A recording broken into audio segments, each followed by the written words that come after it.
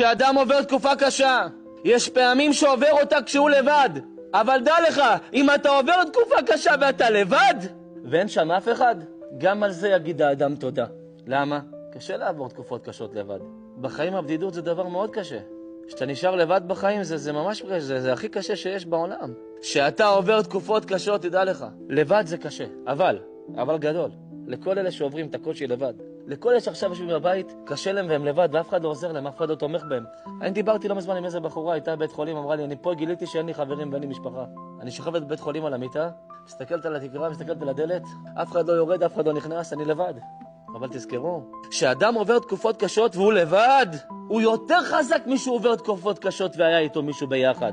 כי אחרי שאתה עובר אותם, כבר לא משנה לך מי יהיה איתך אחרי. כשאתה עובר את זה לבד, ואתה עובר את זה, כבר לא משנה לך מי יבוא, מי לא יבוא.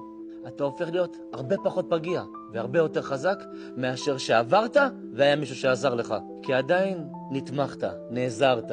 מישהו שם היה בשבילך. זה יפה שיש. זה מקל. יותר קשה לבד. אבל ככל שיותר קשה, אתה נהיה יותר חזק. עד כדי שכבר לא אכפת לך מה יגידו עליך, מה יעשו לך, ומי בכלל אם יהיה איתך. זה כבר לא משנה לך. כי ככל שיותר קשה, ככה הופכים להיות יותר חזקים. תזכרו את זה.